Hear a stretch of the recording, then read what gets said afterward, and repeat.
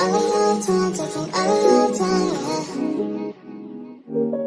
I've been taking my time, I've been taking my time, yeah. Taking all of your time, taking all of your time, yeah. I've been talking about it for a while. Before we take a chance and do this, before we looking back as foolish, I've been talking about it for a while. Before we take a chance and do this, before we looking back as foolish, we got me floating, and I can take it. You got me floating, and I can't take it. You got me floating, and I can take it. You got me floating, and I can't take it. I've been taking my time, I've been taking my time, yeah. Taking all of your time, taking all of your time, yeah. I've been taking my time, I've been taking my time, yeah. Taking all of your time, taking all of your time, You got me floating, and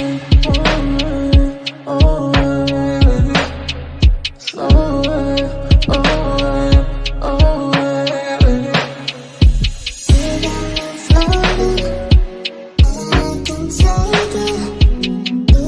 can take it. You got me floating, and I can't take it. You got me floating, and I can take it.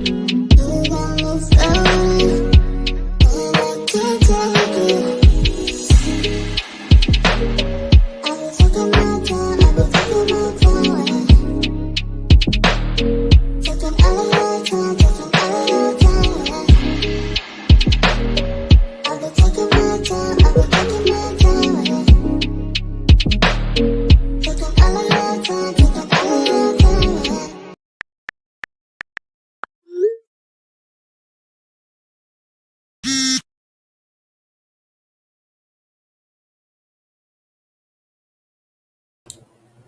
Hey, my trendies, trendsetters, and my trendy tribe. Okay, I see I'm vibrating. Mic check, 1 2 1 2. Let me know if y'all can hear me. Y'all, let me tell you how this day changed. Uh-oh, my alarm. Okay. Can y'all hear me? Just making sure. Okay, this is not a tight hour today. And okay, so let me what kind of order can I get myself into right now?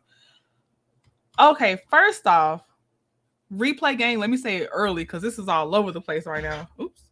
I will timestamp when I get on topic of the things I want to discuss in the video. I'm going to do greetings. I got a couple disclaimers and all that stuff to go over. So, thank y'all for being patient. Okay, and greetings, of course. So first, y'all, let me tell you. Well, see, I know everybody's not gonna catch it because it's in the very beginning, but I'll tell you, and y'all will know, and then I know I'm gonna have to say it again because this isn't the first time I've said it. But I am really not in my DMs like 99%. And the less I'm in my DMs, the less my stomach is in knots. Y'all have seen some of it. Some of it spills over to the YouTube side anyway. So you kind of see how it goes out here. And compound that with my own personal social anxiety, I just stay out the DMs for the most part. So I know I'm sacrificing my trendy detectives out there that just try to send me the hot tea and make sure I'm in the know. I appreciate y'all so much.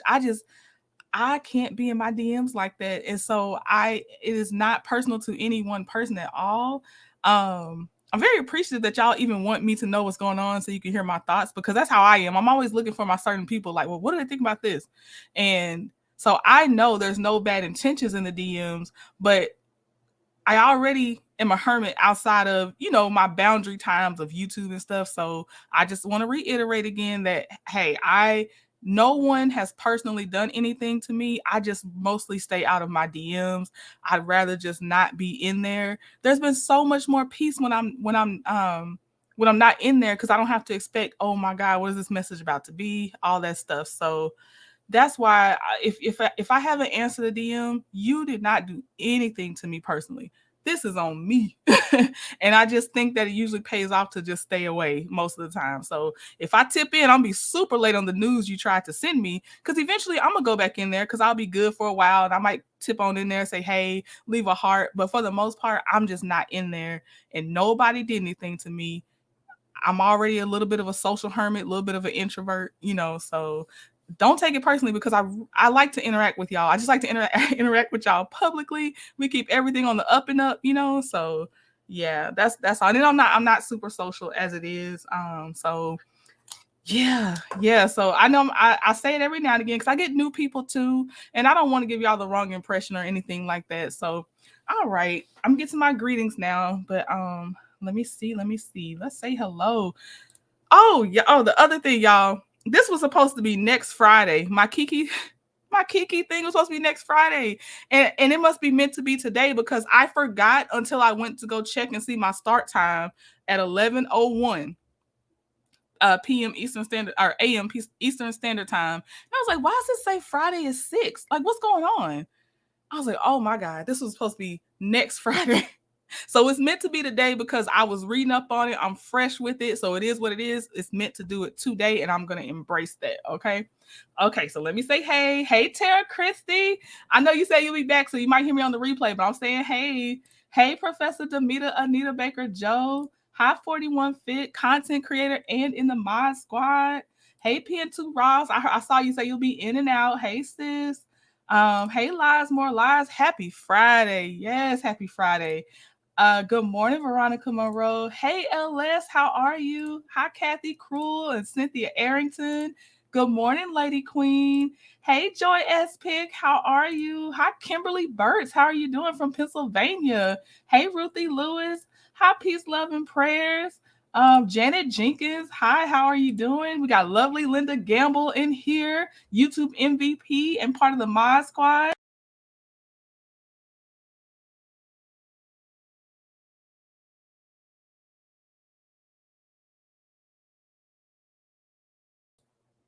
StreamYard's on that bull. I got blipped out. I'm back. Let me see where I stopped.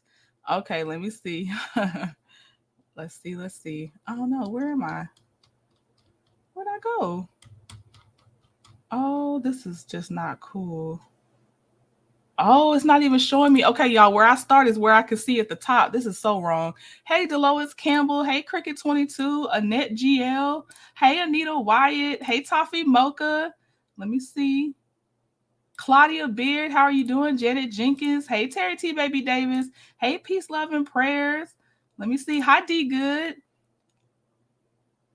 D Good said, I just wanted to jump on to say everyone should Google the medication given by your doctor or any medical facilities as a former case manager for a large pharma. Thank you, D Good. Doing good over here. Thank you so much. Let me see here. Peace, love, and prayers. Okay, I'm going to have to show. Well, actually, there's a video that says how to get my art that I have on my channel. I If you give me tomorrow, sometime on Saturday, I can show you on video too, like again on a live. But I know I don't know if I have enough time set aside today, because 41 Fits 5 minutes with Fit today is a lot of stuff going on. But I definitely want to make sure you get your art.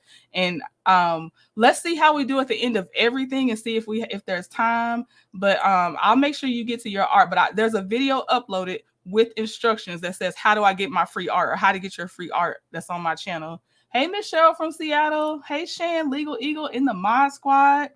Good morning, Braylon Lee, content creator. Let's see. Did I say hey to Claudia?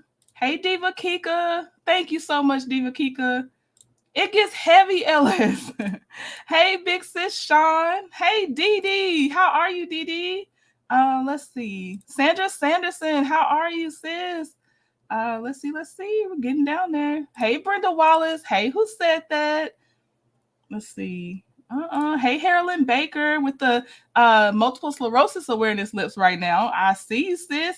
Let's see. Jeanette Boston, how are you doing? Hi, Tia P. Hey, Karma Girl. Hey, Creole Girl. Hey, Renita Salter. Good morning. Hey, Jesse Bradley Lewis. Let's see. Deborah Johnson, how are you doing?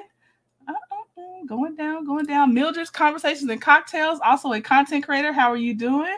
Hey, Cheryl Howard, my panel superstar. How are you? That's my boo. That's my boo, Cheryl Howard. Yes. Hey, Miss Tina, happy Friday. I said what I said. Hey, how are you doing? Let's see. I think I'm getting to the bottom. Hey, Monica NTN, how are you? Joyce Miles is in here. Let me see. Yes, it's Tay. How are you? Oh, it's Octavia. I had to change my YouTube name. I was talking ish and somebody found me on Instagram. Okay. Yes, it's Tay. That's what we're going to do. Let's see. Hi, Tanisha Monta. How are you? And am I almost purple unicorn? Hey. Let's see. We're getting I'm at the bottom. I got Taisha J. Hey, sis. Okay, and Sheila got her chairs already. All right. Okay. So let's get to the docket. Let's see here. What do we got going on, y'all? Oh, thank you for the channel has hit 500,000 views. That is a great milestone. I'm very appreciative. Thank you so much. The newest lips from Sketchy Saturday were the multiple sclerosis awareness lips. They are available for download. The links are always provided on Patreon and on the YouTube membership tab. And you just click the link and go from there. It's free. Don't put in a dollar amount. It's free. Okay, let me see. We got 5 minutes with Fit coming up today. Can't wait. And tonight, oh my gosh, y'all, tonight is the next part of Scope versus Zen Gardens. This is like, at this point, how many rebuttals are we in? But this is Scope rebutting the reasons that Zen Gardens thinks there should not be a summary judgment. And the summary judgment request was for basically, I believe, the contractor's fee. And that also Zen Gardens can't ask for more than the contractor's fee. So this is Scope coming back to argue against Zen Gardens' arguments on that. So that's what that'll be today, 6 p.m. Eastern Standard Time. Okay. Everything that I'm about to show, I'm just using it for critiquing, commentary, reporting, and research. Okay. So I do have an update for y'all. You know how y'all, I told y'all, what y'all send me in Cash Apps and Super Chats are going to research, right? So one of the ways it paid off, and it's small, it's very small, but I do want to keep y'all up to date because that's what we do. So let me get it up here for y'all, because when StreamYard kicked me, it kicked out my preloaded stuff. Y'all know every time I say it, I am so tired of StreamYard. Let me see. Okay.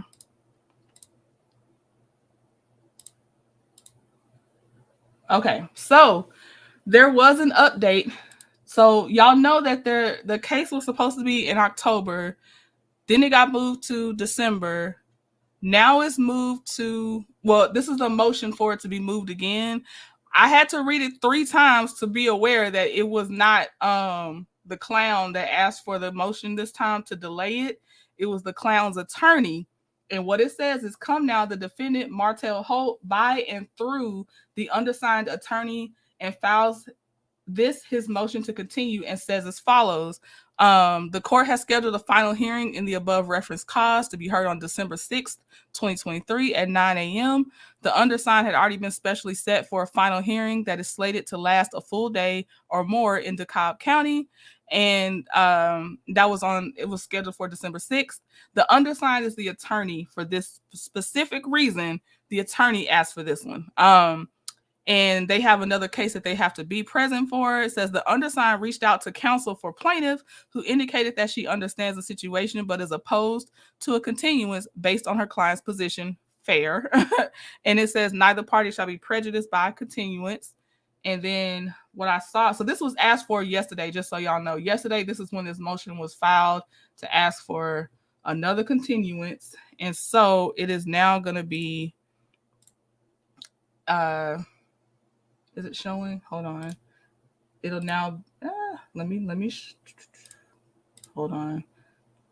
I just like to, when I can, I show y'all what I'm seeing. So we're all stay on the same page. Okay. So I removed the exact date, but it'll be in January now, just so you know. The motion was approved or granted, and so now their case date will be in January, just so you know. Okay, so she approved it. Yes, the judge ordered it yesterday. Just All right, so we're all on the same page with that one. Okay, let me see. So, hey to everyone that has come in since that moment. We are about to move on to this lawsuit. And as we go through it, you will see the parallels that relate to Keke. Some don't relate to Keke, but a lot does because of the predatory nature of it all. Oops. So let me see here. And there was one part towards the end that I didn't even think about. And I'm like, these people are honestly diabolical. Like they really, really are. Let me see where I want to move myself.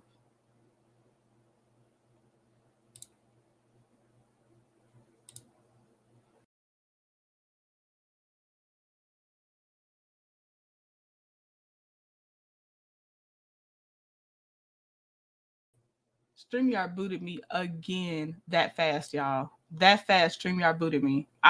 When I tell you I'm sick and tired of StreamYard. I'm so tired of them. It's ridiculous. Okay.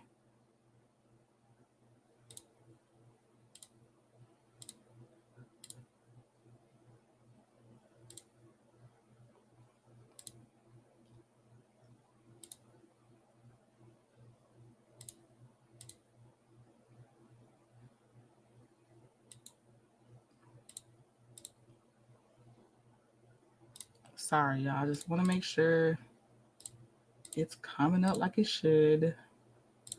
Okay. Really?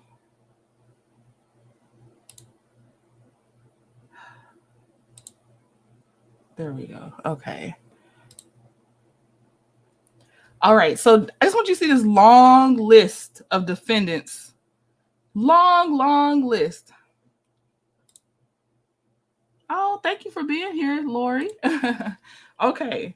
This is so at the time in 2019, the Attorney General for the state of New York was Letitia James. Shout out to Letitia James.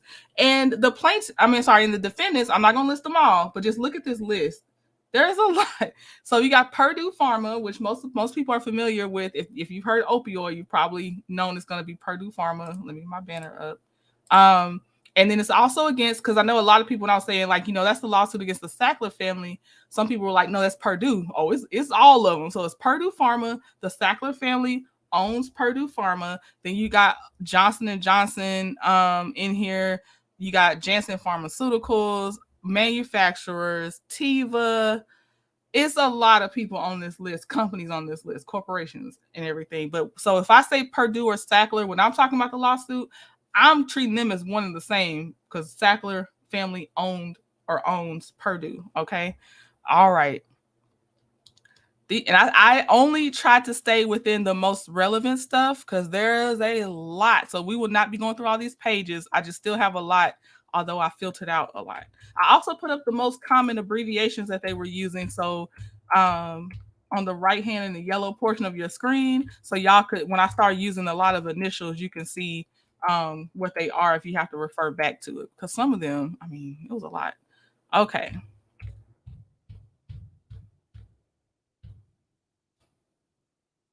Let's see. Okay, Sandra says Letitia James is New York Attorney General. She ain't no joke. By the way she laid out this case, Sandra, I said, y'all better not mess with Letitia.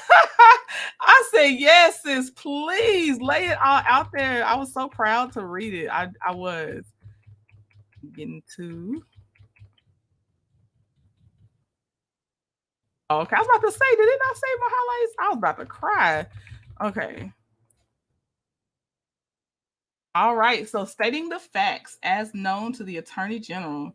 Thank you, Sylvia. I appreciate it. Okay. Here we go. So, and congratulations to Keke. The millimeters weren't down you anyway, Keke, but congratulations. I did see that clip, that she was negative, and I'm proud of her, of course. I mean, it wasn't us that was over here doubting you anyway, but All right. So the defendants, there's a lot of defendants, but we're specifically for me focusing on Purdue and the Sackler family.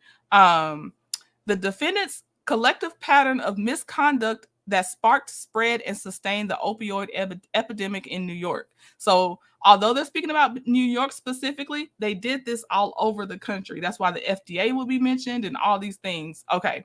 So, one of the manufacturing defendants, Purdue, undoubtedly tipped the first domino. The others quickly went in on the scheme to expand the opioids market through a predatory campaign of lies, payoffs, and high pressure sales tactics.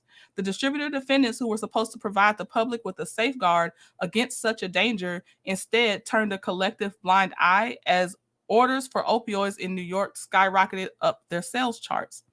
Indeed, the feeding frenzy that characterized the defendants' race to sell the most opioids was paralleled only by their seeming competition to see who could accumulate the most violations of the NYCSA by instituting the weakest compliance policies and the shoddiest practices for enforcing them. Hi, Miss GM, it's me. It is not the only platform, but when I watched other YouTubers, although StreamYard has its shortcomings, it's still rated the best when you're trying to integrate with YouTube. But it is not the only. If you search for stream platforms, you'll see more, and people have reviewed them, so you can really get your feedback to see what you like best. But for me, StreamYard, unfortunately, is still the best. I just hate that it blips out so much. Joyce said we weren't expecting anything less from Keke. That's right. That's right. Oh, hold on. Let me get that off. Let me see. Okay. Hey, Journey to Jasmine. Can't stay long. Okay. Oh, Afrotech. Okay, Journey to Jasmine. Also a content creator. Appreciate you. Let's see. All right. I'm staying away from too much politics, y'all. Y'all know I don't do too much over here. I'm not saying I don't agree, but I just don't even like to get over and caught up in it. Okay, Mildred, yes, let's start there. Okay, so when T-Talk interviewed Keke, I did ask her, I asked her, did you ever talk about what injury or whatever led you to becoming getting prescribed the medication? And she just said she has several surgeries and that led her to be prescribed the pain medication. She had did she say what, 3 or 4 surgeries? That's what she said. And so that's all we know, and I mean only as much as she wants to share. So we do know it came from surgeries that she was prescribed the pain medicine. But she also said later, when she did actually have to take it that time, she had been prescribed it before by dentists, but she just never took it, and it was something else, and she just never took it. She actually had the same medication in her cabinet for a long time, but until she had the surgery, she didn't she hadn't taken it. Okay. Yes, Claudia. Yes. Okay. Yeah, it's a lot. That's where I'm at. I said what I said right there. It causes too much drama. Okay. All right. So back to the lawsuit. It says, but to understand the nature and impact of each of those individuals' misdeeds, it is necessary to take in the entire picture. How drugs long known to be dangerous came to be dispensed like candy, and how 2 related, highly regulated industries chose dollars over duties to make that happen. The original consensus was that opioids are powerful drugs with narrow medical uses that pose dangerously high risks of abuse and dependence. The Roman physician Galen prescribed an opium drink to ease the pain of the frail and sickly Marcus Aurelius, but soon came to recognize that the emperor had become habituated to the drug. The Yongzheng Emperor of China banned the import and sale of opium for non-medicinal use in 1729 after receiving reports that people become corrupted by smoking it until their lives collapse, their families' livelihood vanishes, and nothing is left but trouble. Okay. Hey, little Paulette in the game in 1408. Wow, how are y'all doing? Hey, Nakela Prude. And it says, in this country, the dangers of opiate drugs were apparent enough by 1908 for President Theodore Roosevelt to appoint an opium commissioner of the United States who stated that opium was the most pernicious drug known to humanity. In 1914, Congress banned the non-medicinal use of opium, and in 1924, it banned heroin entirely. When the effect wears off, the desire to bring it back by taking the drug again inevitably sets in, but repeated use of opioids lead to tolerance, the need to take ever higher doses to achieve the same euphoric effect, as the body defensively produces more and more of a stimulating chemical called noradrenaline to counteract the sedating effects of the opioids. Once tolerance sets in, physical withdrawal and dependence comes with it. Because when the opioids leave the body, the excess noradrenaline remains, causing jitters, anxiety, muscle cramps, and diarrhea. All right. As a result of this powerful combination of physical and psychoactive reactions, anyone who uses opioids, even for a short time, and Keke says she was on it for 2 months prescribed, just so y'all know, her timeline was 2 months after her surgery, may develop opioid use disorder, commonly known as addiction. Opioid use disorder is a condition in which the brain literally changes, prefrontal regulatory circuits are impaired, and normal reward and emotional response mechanisms skewed, making it extraordinarily difficult for the people it affects to voluntarily reduce their drug taking behavior, despite knowing the potentially catastrophic consequences.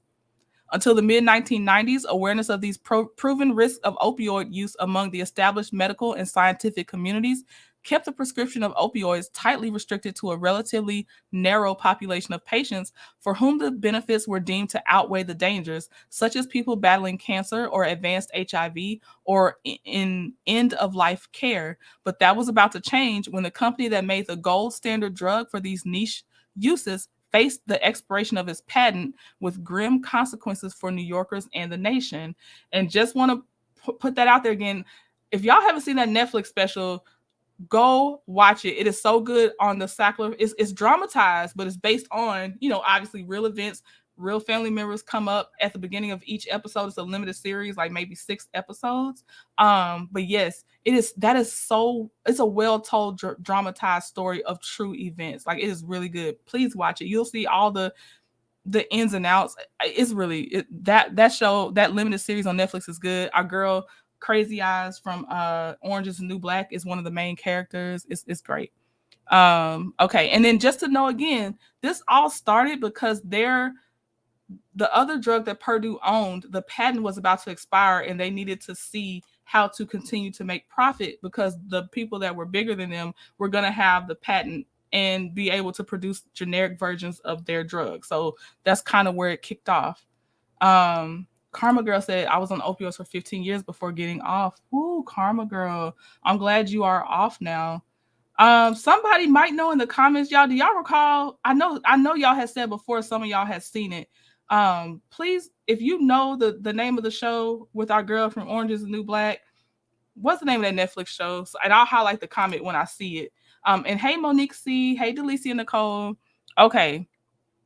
Over most of its history, Purdue was a successful but relatively small player in the pharmaceutical industry, focusing mainly on over-the-counter products. In the 1980s, though, the company was able to break into the prescription market with its release of MS Contin.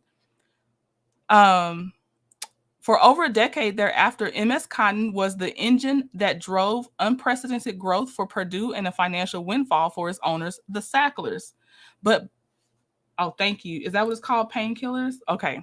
But by the late 1980s, Purdue faced what seemed to be a cliff edge for their fortunes. The MS Contin patent was set to expire, and so a plan was hatched to save the company's future. Purdue knew that once its much larger multinational competitors could sell generic versions of MS Contin, it would lose most of its space in the market for treating cancer patients. One way to deal with that was going laterally with MS Contin to non-cancer pain indications, convincing doctors to prescribe the drug for patients for whom opioids were traditionally thought of as inappropriate, a sign of things to come. Thank y'all. Yes, and then Dope Sick is on Hulu.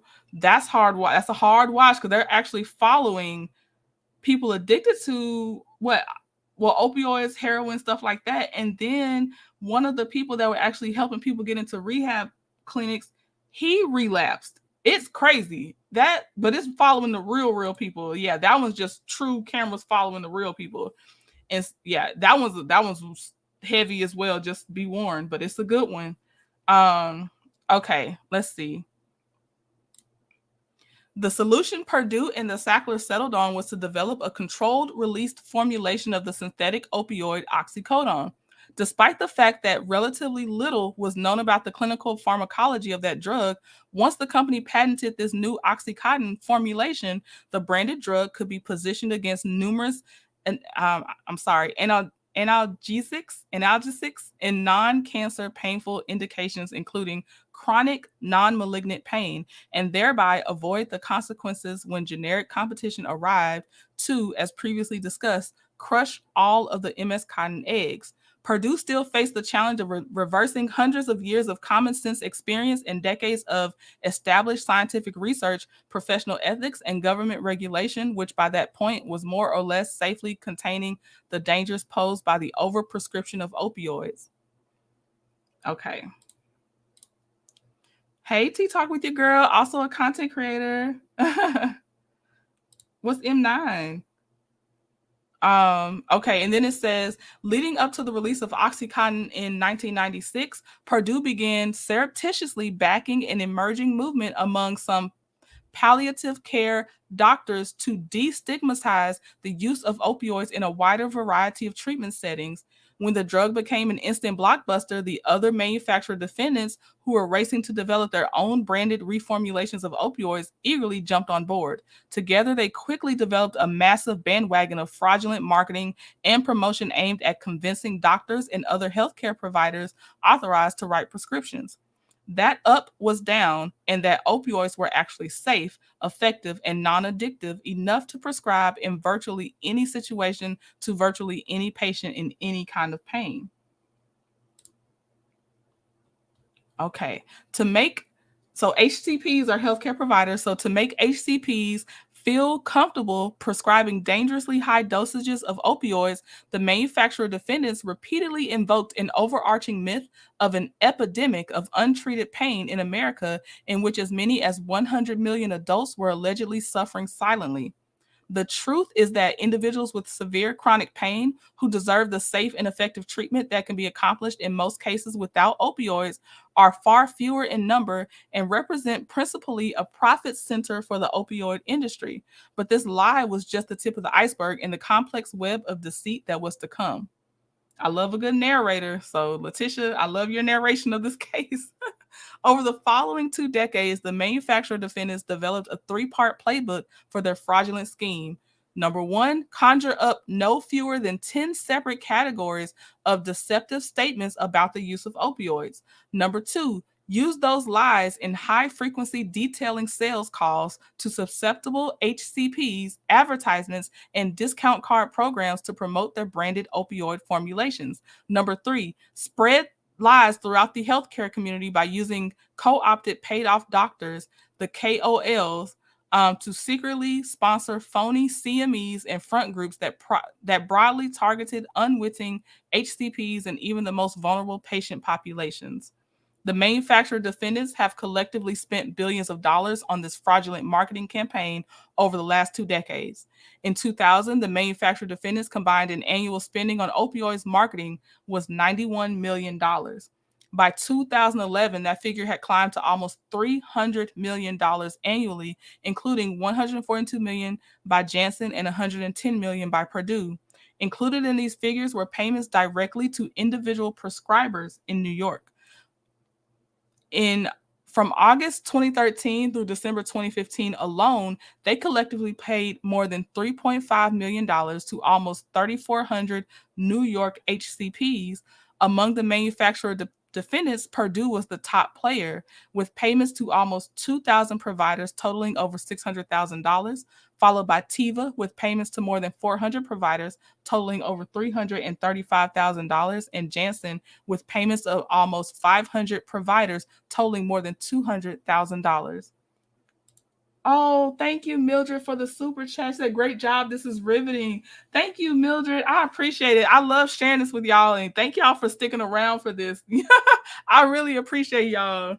Keke tied this, or this is tied into Keke. I've been sitting on this lawsuit for a little while, and I'm like, what y'all not gonna do, and not y'all. Like Rodney the Voice says, not y'all, but y'all. Those people out there is not gonna do is out here and try to make Keke look like she's out here just doing whatever, and it wasn't, again, it was designed to try to fail her. I wonder if T.S. Cotton was the brand name for Oxycontin, who is addictive, which you just read as I was typing. Oh okay.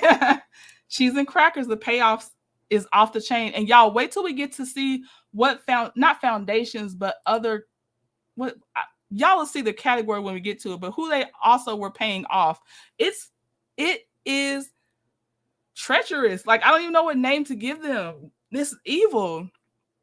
Now we're going to go over their misrepresentations of opioids. So the first misrepresentation is the risk of addiction from chronic opioid therapy is low. So they're saying the risk of addiction is low.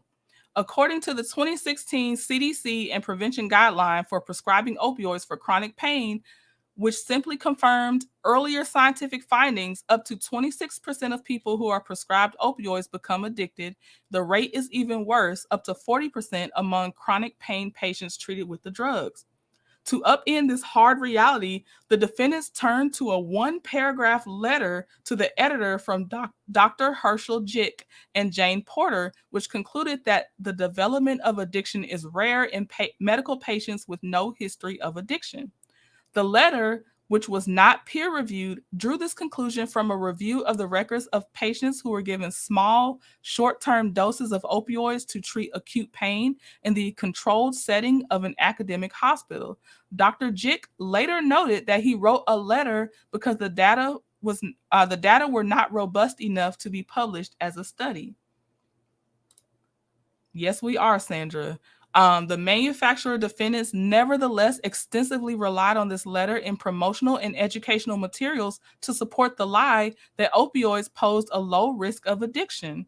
But that's not in any shape or form what we suggested, Dr. Jick later lamented. And Dr. Jick was the one that wrote the letter, and he said that's not what he was trying to say, that people would not be addicted, or only people with a history of addiction in their family would be the only ones addicted. He said that's not what he was trying to say with his letter. The enormous impact of how the defendants grossly misrepresented the Porter-Jick letter was documented in another letter to NEJM. I think that's New England Journal of Medicine, I believe. It's difficult to overstate the role of this letter, said Dr. David Gerling of the University of Toronto, who led the analysis. It was the key bit of literature that helped the opiate manufacturers convince frontline doctors that addiction is not a concern. The manufacturer defendants instructed patients and prescribers that signs of addiction are actually indications of untreated pain, and that the appropriate response was to prescribe even more opioids. And this is misrepresentation number 2. And it's saying the signs of addictive behavior are pseudo addiction, potentially requiring more opioids. That is not true. That is a misrepresented statement. Okay.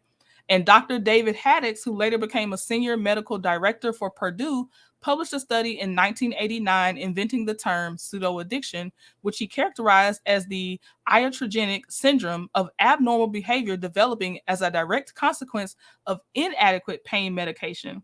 In other words, patients on prescription opioids who exhibited classic signs of addiction, for example, asking for more and higher doses of opioids, self-escalating their doses, or claiming to have lost prescriptions in order to get more opioids, were not addicted, but rather simply suffering from undertreatment of their pain.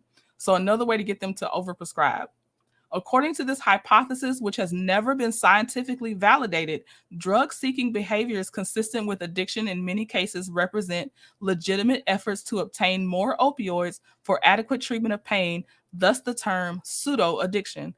Opioid manufacturers, in disseminating the pseudo-addiction myth, told providers that patients may exhibit drug-seeking behaviors because opioids are frequently prescribed in doses that are inadequate. A 2015 investigative review found that while pseudo-addiction was discussed in 224 medical journal articles in prior years, only 18 of those 224 articles discussed its validity. The remaining 200 plus articles stand as a testament to the effectiveness of this particular lie, in that they all cited the concept of pseudo-addiction as a matter of routine acceptance despite no empirical evidence supporting the theory. The CDC guideline has never recommended giving more opioids to patients showing signs of addiction. Even Dr. Lynn Webster, a KOL, which is a key opinion leader, admitted that pseudo-addiction is already something we are debunking as a concept and became too much of an excuse to give patients more medication. It led us down a path that caused harm.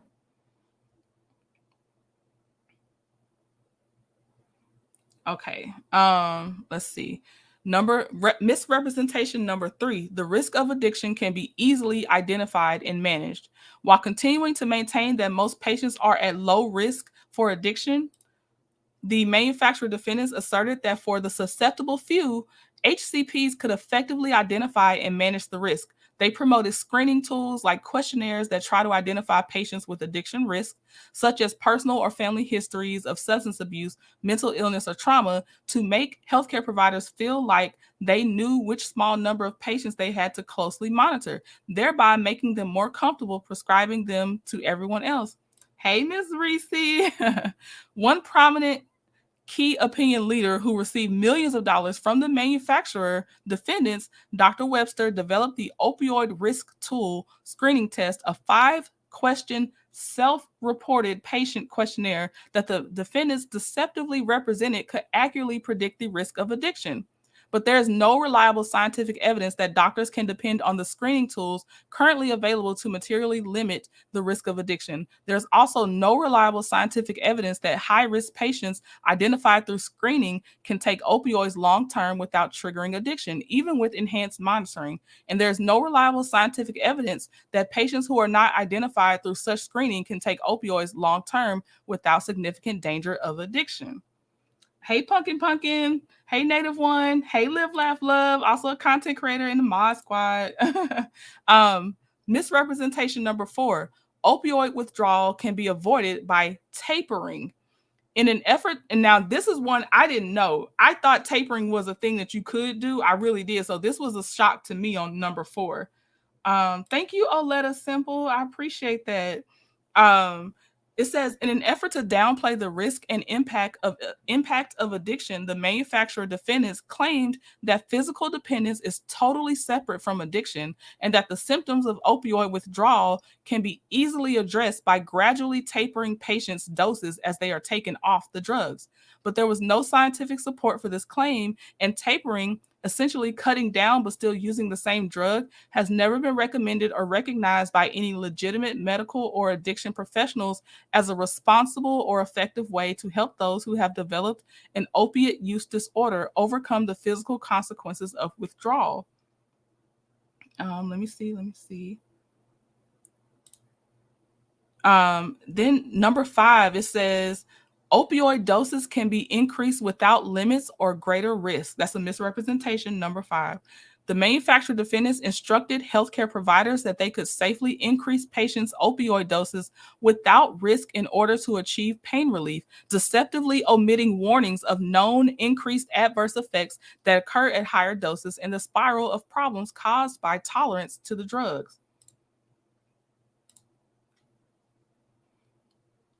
Let me see. We're still in the same number. It says other studies show that among patients who receive an initial, this is only for a 10-day prescription. Patients who receive an initial 10-day opioid prescription, 1 in 5 will still be on opioids after 1 year. Almost half of those who receive an initial 30-day supply of opioids will still be on them after a year. Misrepresentation number 6, long-term opioid use improves functioning. So they actually tried to say it improves people's functioning if they were on long-term opioid use. And this says, despite substantial evidence showing that opioids do not improve functioning and worsen health, the defendants consistently and misleadingly promoted opioids as capable of improving patients' ability to function at home and work and overall quality of life, because they viewed these claims as a critical part of their marketing strategies. Right.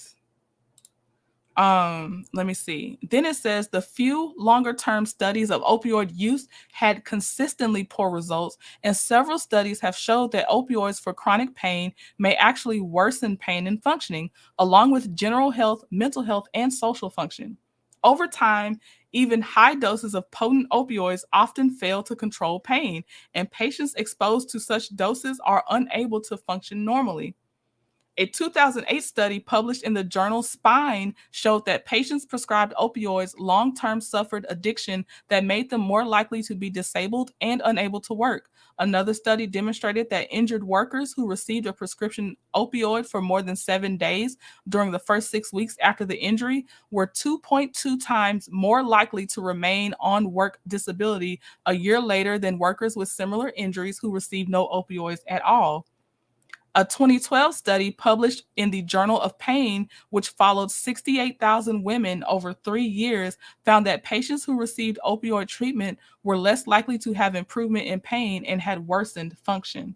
68,000 women. In 2014, the U.S. Agency for Healthcare Research and Quality concluded that evidence on long-term opioid therapy for chronic pain is very limited, but suggests an increased risk of serious harms that appear to be dose-dependent.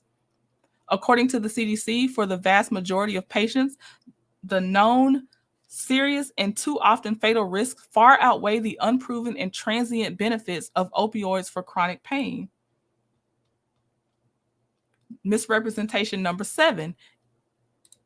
In their marketing, the defendants consistently omitted known risks of chronic opioid therapy and emphasized or exaggerated risks of competing products so that prescribers and patients would favor opioids over other therapies such as acetaminophen or non-steroidal anti-inflammatory drugs. So they're going to be called NSAID. So I'm going to say NSAID from now on because that acetaminophen is kicking my behind. In addition to failing to disclose in promotional materials the risk of addiction, overdose, and death, the defendants routinely ignored the risk of hyperalgesia, a known serious risk associated with chronic opioid analgesic therapy in which the patient becomes more sensitive to certain painful stimuli over time. Hormonal dysfunction, decline in immune function, mental clouding, confusion, and dizziness, increased falls and fractures in the elderly, neonatal absence syndrome, and potentially fatal interactions with alcohol or with benzodiazepines, which are used to treat anxiety and may be co-prescribed with opioids, particularly to veterans suffering from pain.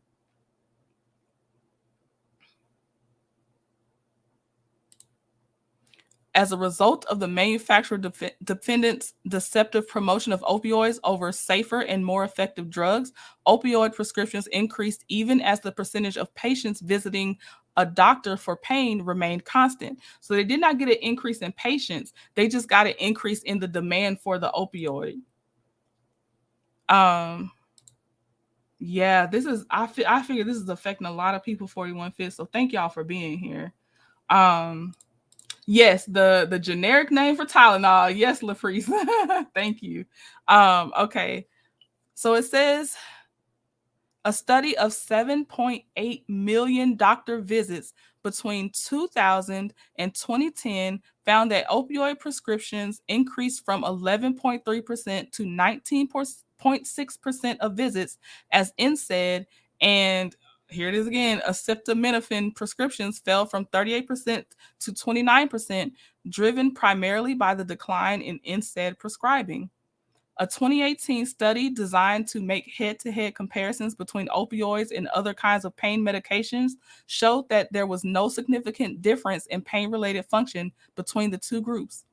The study concluded that treatment with opioids was not superior to treatment with non-opioid medications for improving pain-related function over 12 months. Let me see. Okay.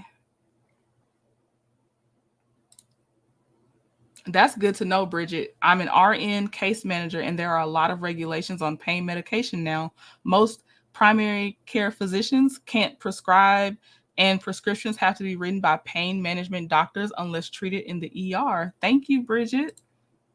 Okay. Misrepresentation number 8. Extended release drugs provide 12 or more hours of pain relief.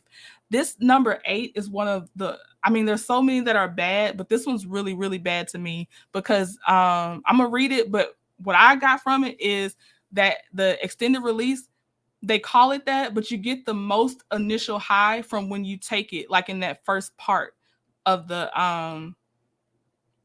of the time that you take it. Or I know it has a name. I know my nurses are in here gonna give it a name. But yes, this was very, very wrong to me because that's how I feel like they designed it to even become more addictive because it doesn't last the 12 hours. You get, and I'll just read what it says, but this number 8 was like really, really bad. But this is one of the ones I thought of Keke for sure on number 8.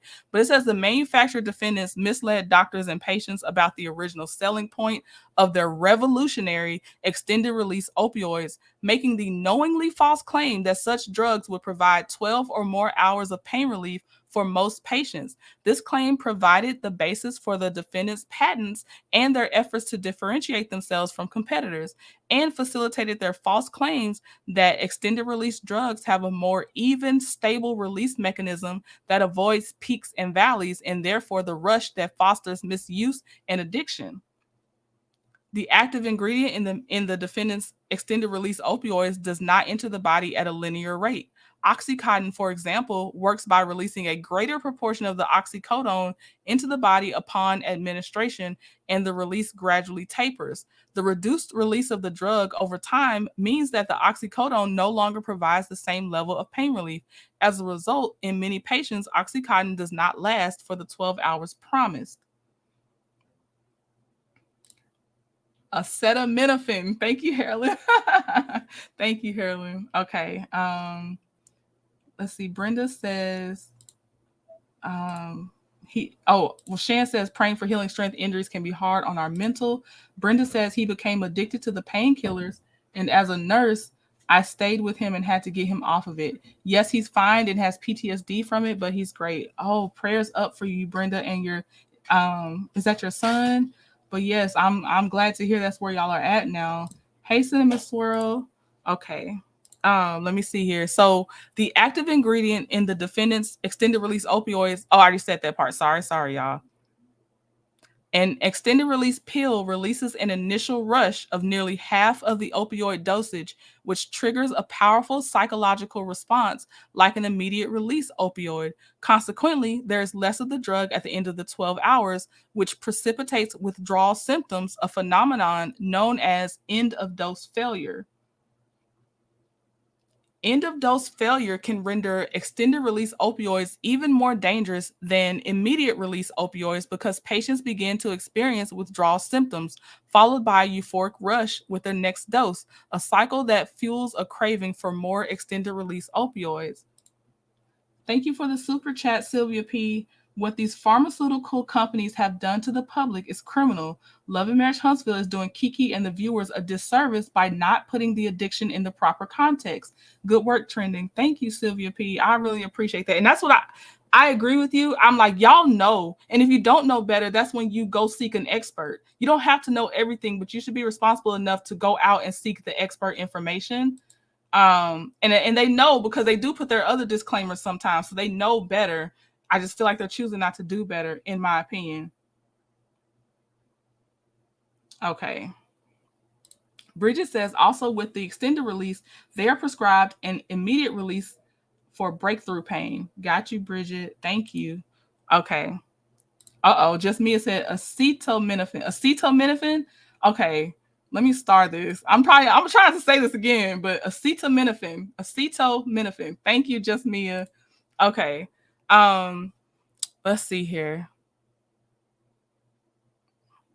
End of dose failure can render extended release opioids. I said that. For this reason, Dr. Theodore Cicero, a neuropharmacologist at the Washington University School of Medicine in St. Louis, has called Oxycontin's 12-hour dosing the perfect recipe for addiction. Many patients will exacerbate this cycle by taking their next dose ahead of schedule or resorting to a rescue dose of another opioid, increasing the overall amount of opioids they are taking.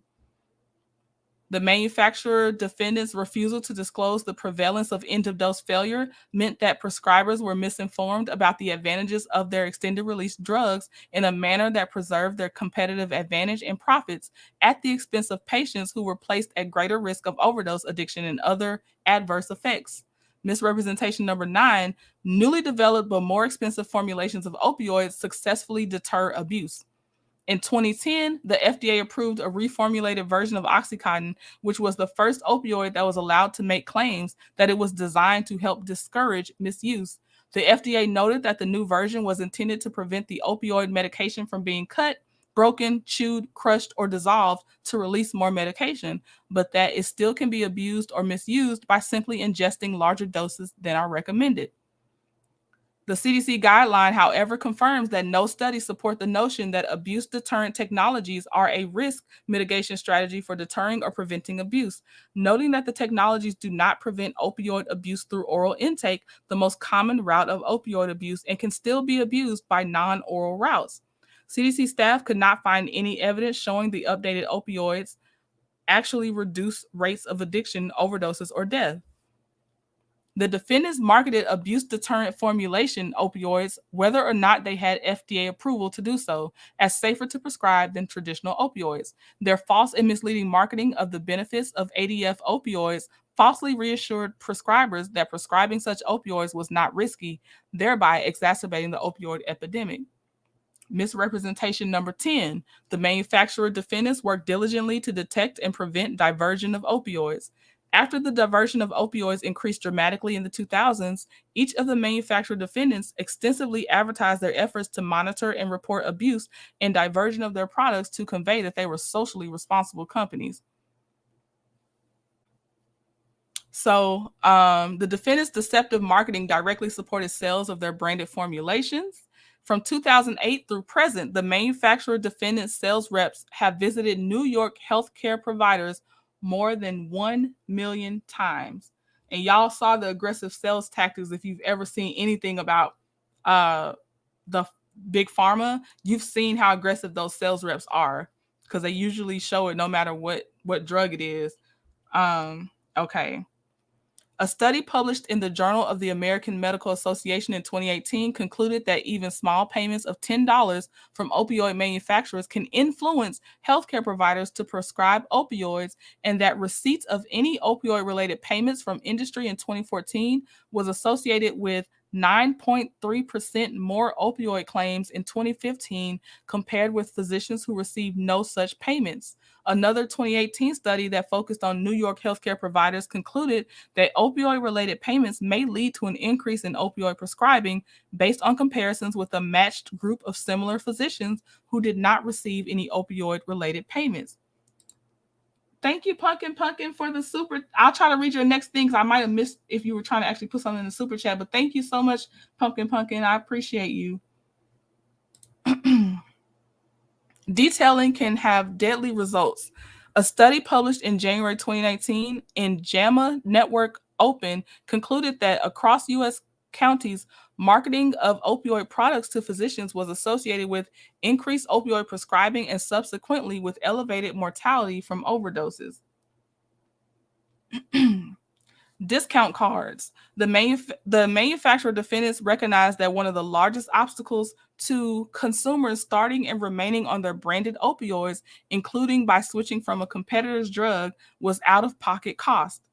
To overcome this barrier, they each advertised to consumers and distributed widely, including on their public websites, co-pay discount cards, which often enabled consumers to receive a starter dose of addictive narcotics at low cost or for free. And they showed an example right here of how they would advertise it up to 70% and up to $70 in potential savings. But yeah, they're talking about the little savings card. That's one of the examples. Okay, and then the manufacturer defendant's surreptitious campaign to infect the wider community of healthcare providers and patients with their lies. Each manufacturer defendant also spent hundreds of millions of dollars on unbranded advertising in order to create the appearance that unbiased and impartial medical information supported the widespread prescription of opioids as a cover for their fraudulent misrepresentations aimed at both misrepresentations aimed at both healthcare providers and patients. This unbranded advertising took the form of the following: continuing medical education aimed at unwary healthcare providers, key opinion leaders who were recruited and trained to deliver skewed continuing medical educations and other deceptive scripted talks, author misleading studies, and serve on the boards and committees of the front groups.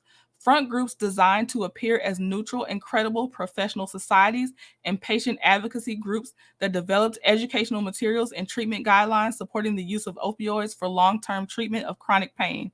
So if anyone, either if you replay it or you're in here now or whatever, go back, and if you ever had a different idea of opioids, go back and try to see where you found it, and then try to trace back the money. Now, I got some that are going to be called out in here, so you'll see some of the, I don't know what to call them. I want to keep saying foundation, but I don't think they're foundations. But they list some in here. Go back and see, where did your idea come from that opioids may be safer than what is being presented to you? Because I would, I'm not saying I would like to know. I already don't trust opioids. I'm over it. But it's really follow the money. It's always follow the money. In my opinion. The manufacturer defendants also co-opted reputable healthcare organizations to promote opioid prescribing and aimed their deceptive marketing at vulnerable populations, including the elderly and veterans.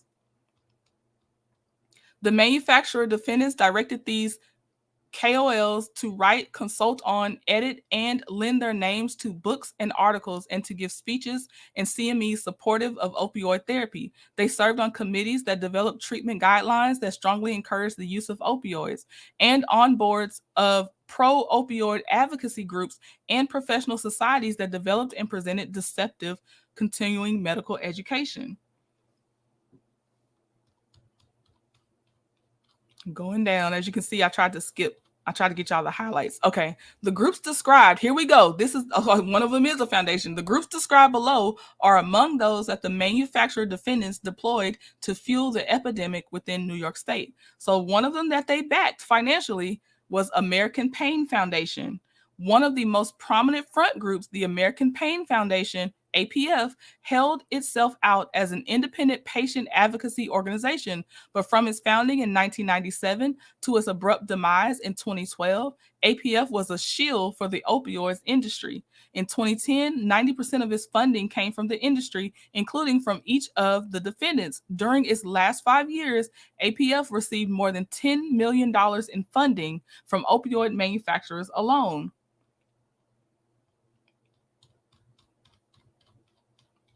The next one, American Academy of Pain Medicine and the American Pain Society.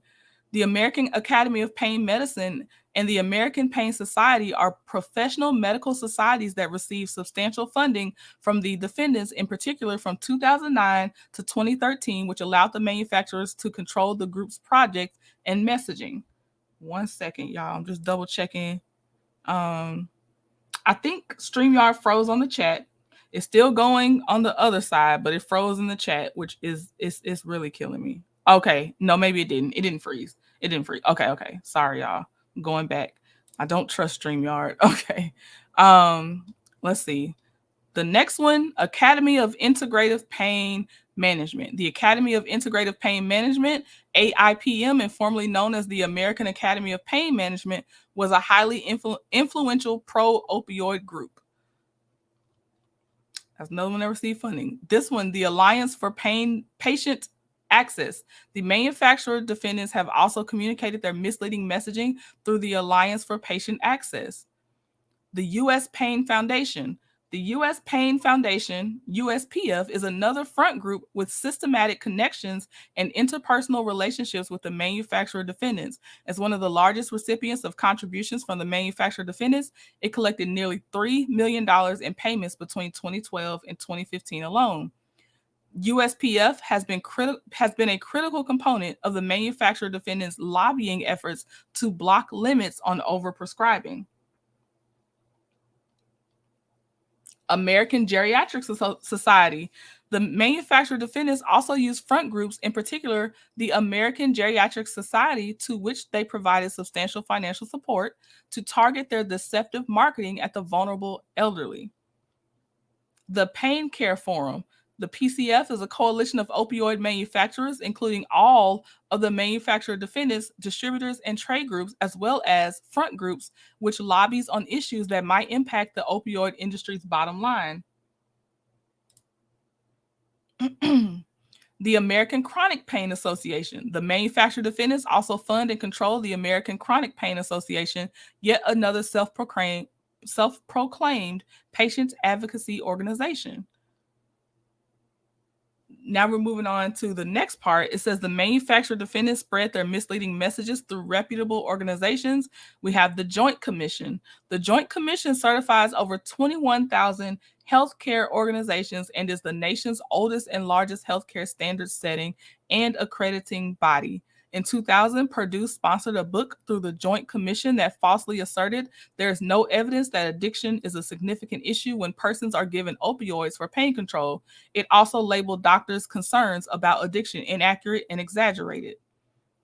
The Federation of State Medical Boards. In 2007, the FSMB nationally disseminated a publication called Responsible Opioid Prescribing, and in 2012 it published a second edition entitled Responsible Opioid Prescribing, a Clinician's Guide. These publications were widely distributed through legitimate channels, first to state medical boards and then to practicing physicians. These publications misleadingly recommended powerful opioids as a first choice for chronic pain, underplayed the risk of addiction from those drugs, and reiterated the misleading concept of pseudo-addiction as an alternative explanation for drug-seeking behaviors or abuse. Yes, in my opinion, Big Pharma had them all in their pockets. Bananas, right? Yes, Brenda, we got to get this out here. Lil Paulette says, my mom was addicted most of my life growing up, which makes me more likely to be addicted, so I'm very careful because of it. I got you, Brenda. Or Paulette. I'm sorry, Lil Paulette. It's and I do wonder, and I guess there's still validity to that, but now I wonder. I just wonder what studies, which ones were the peer-reviewed studies, like seriously, because it makes you question anything that had to do with opioids. I question at this point. It says the manufacturer defendants targeted their surreptitious campaign at vulnerable populations. The manufacturer defendants specifically targeted their marketing at two vulnerable populations, the elderly and veterans. Elderly patients taking opioids have been found to be exposed to elevated fracture risks, a greater risk for hospitalizations, and increased vulnerability to adverse drug effects and interactions, such as respiratory depression, which occurs more frequently in elderly patients. A study showed that veterans returning from Iraq and Afghanistan who were prescribed opioids have a higher incidence of adverse clinical outcomes, such as overdoses and self-inflicted and accidental injuries. A 2008 survey showed that prescription drug misuse among military personnel doubled from 2002 to 2005 and then nearly tripled again over the next 3 years. Veterans are twice as likely as non-veterans to die from an opioid overdose. Opioid prescriptions have dramatically increased for veterans and the elderly. Since 2007, prescriptions for the elderly have grown at twice the rate of prescriptions for adults between the ages of 40 and 59. And in 2009, military doctors wrote 3.8 million prescriptions for narcotic pain pills, 4 times as many as they did in 2001. Hey, Lizzie Wheeler. Hey, Nakela Prude. I'm gonna take a quick sip of water. 1 second, y'all. Let me mute myself in case it's louder than I think it'll.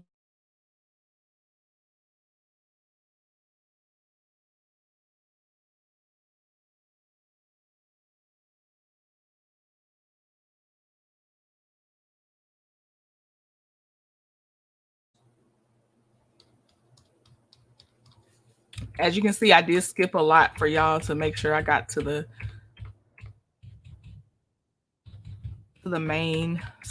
main parts, but they had a long big case in front of them. They were not playing around with them. Okay. Oh, let me see. What is this? Okay. All right, this is where they start shaming the people that got addicted to their substance. It says the Sacklers intentionally blamed individuals instead of directing Purdue to address the risk its opioid products created. In February 2001, Richard Sackler dictated Purdue's strategy for responding to the increasing evidence of abuse of prescription opioids and addiction to Purdue's opioids, blame and stigmatize their own victims. Richard Sackler wrote in an email, "We have to hammer on the abusers in every way possible. They are the culprits and the problem. They are reckless criminals." So they created the addiction, and then they blamed the people that got addicted. When Time magazine published an article about OxyContin deaths in New England, Purdue employees told Richard Sackler they were concerned. Richard responded with a message to his staff.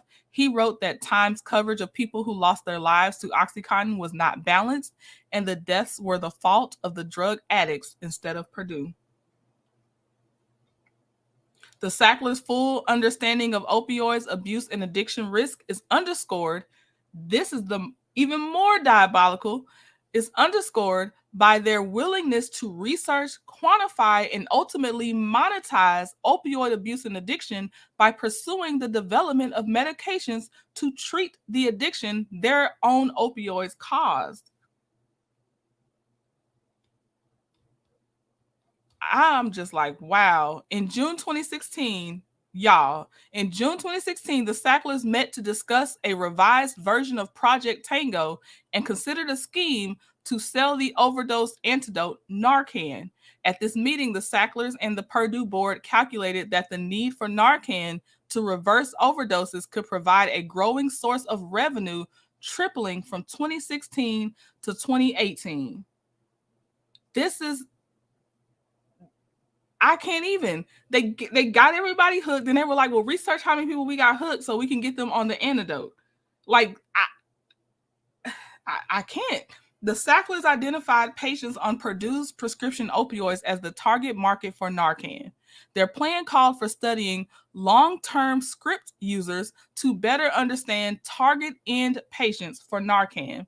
The Sacklers plan to leverage the current Purdue sales force to drive direct promotion to targeted opioid prescribers and determined that Purdue could profit from government efforts to use Narcan to save lives. In December 2016, Richard, Jonathan, and Mortimer Sackler had a call with staff regarding yet another version of Project Tango to discuss acquiring a company that treated opioid addiction with an implantable drug pumps.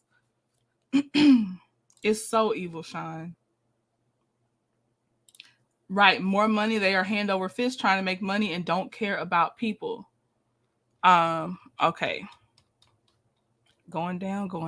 I think I only have possibly one more paragraph. So 41 Fit, if you're still in here, you're almost up. I'll be reading a few comments. I'm purposely skipping over a lot of the political comments just because for my channel, I try not to get too deep into it. I'm not blind to see that it is connected politically, but I just choose not to engage too much in politics, just so y'all know. So I'm just not really, I don't want to. I'm trying to keep it where I got it for now, but I understand where y'all are coming from.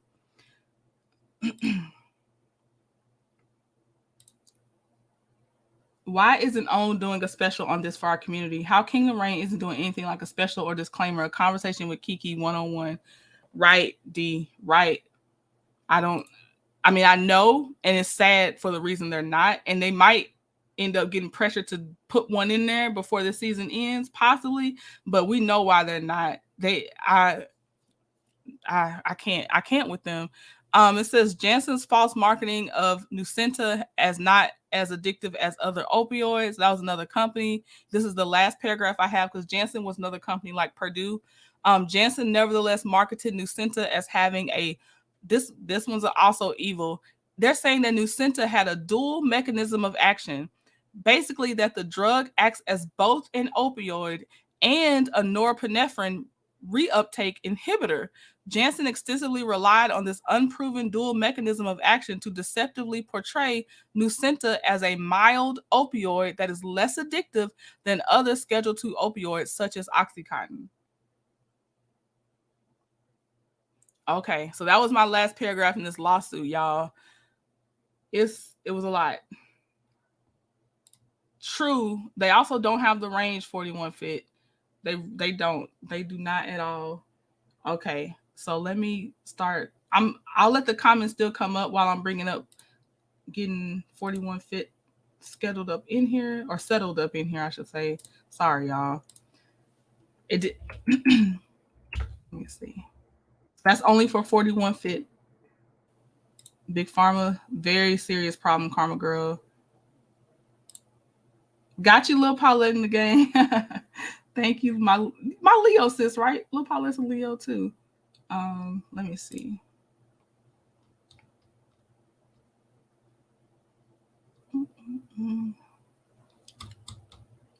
Whoa.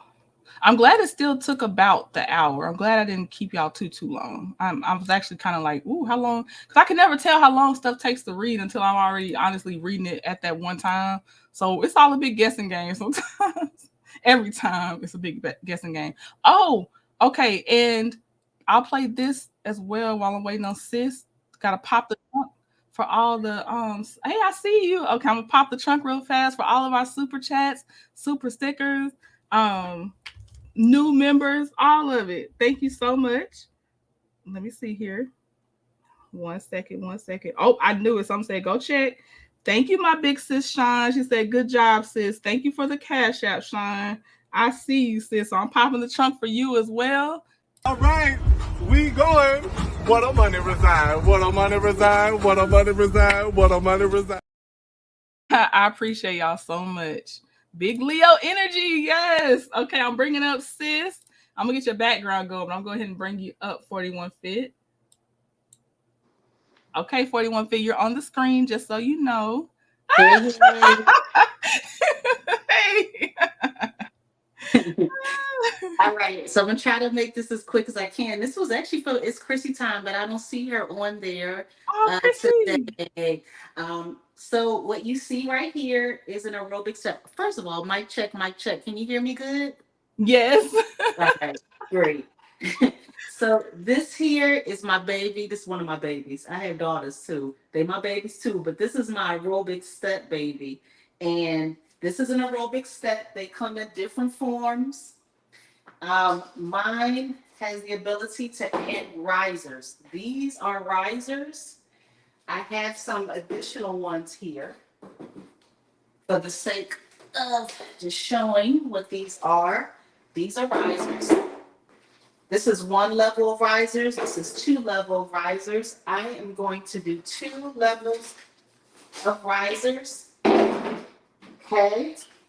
I got this from Amazon. If you would like to purchase one, I will put the links in the chat, not the chat, but you get what I mean, in the comment section, okay?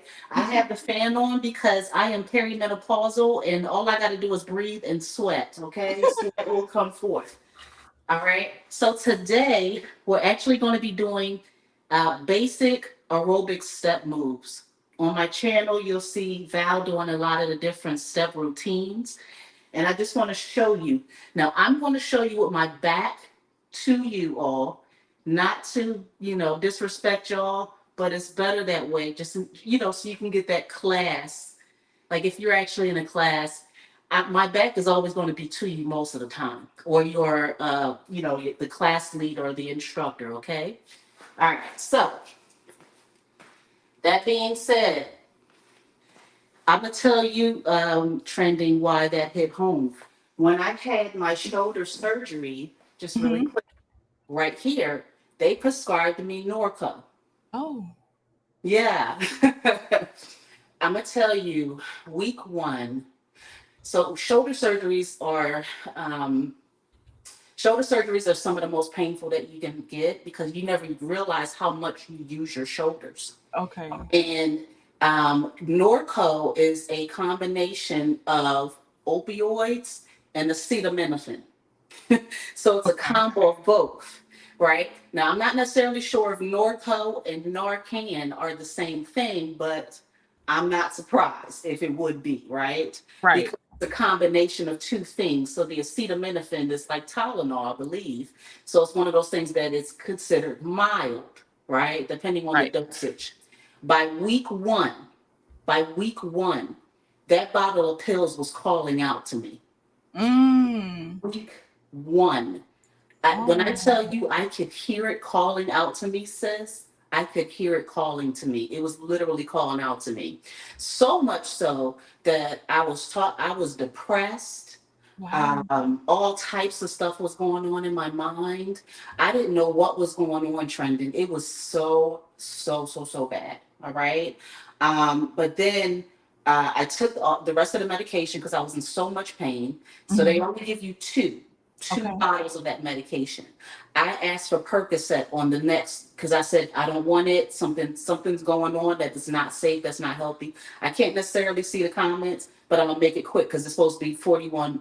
So 5 minutes will fit. You good. But I just wanted to give you a personal situation that went on. I threw that bottle in the trash can. I literally threw it out because there is something that is in that medication that is so dangerous. And I knew right then and there I had to get rid of it.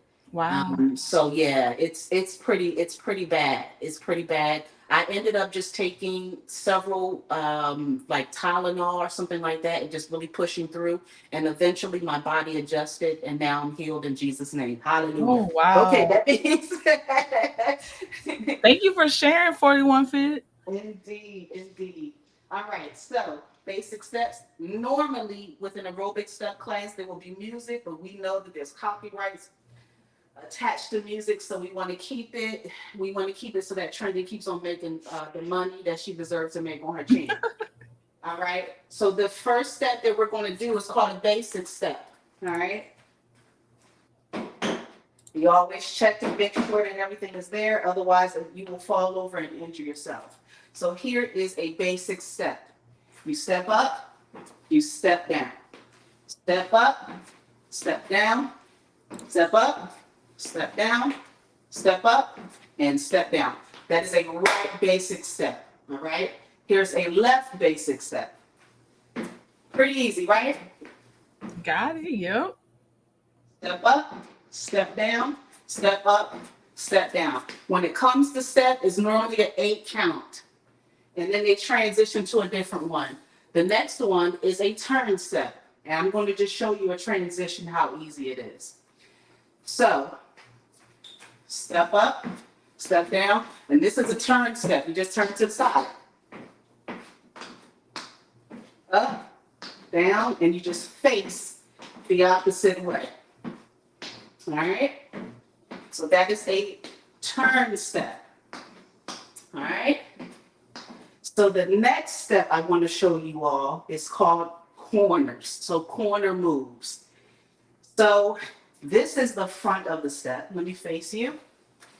This will be the front of the step. This would also be the front of the step depending on where you're facing, okay? So corner moves, these are the corners and this is the front or the center of the step. The first corner move I'm going to show you is corner knees. You can bring in the abdominals when you bring knees into it, all right? So when you hear them call out corner knees, this is what this is, okay? You want to make sure that you bring your arms into it to get a better workout, all right? That's a corner knee. Now, if you can't get your knees all the way up there, halfway. All right? So I'm going to transition to a corner kick. Corner kick. There's a corner kick. Now, back to knees. Knees from the center. Knees to the corner or side. All right? So those are corner moves. I did knees, I did kicks. So another move that you can do from the center or the corners is, they call them heel curls. Heel curls. So you're kicking your butt. Kicking your butt. You can also do that from the center. All right? So we did that. The last step, because we always try to do 5 moves, right? Yep. Is across the top. I want to make sure y'all can see me. I think you can. So actually, we do an A step, and then we'll do across the top, and that is all. This here is an A step. Feet together, feet apart. See? So it's always up, up, down, down. You're shaping it into an A. So you're stepping up, stepping back, stepping up, stepping back, stepping up, stepping back, stepping up, stepping back.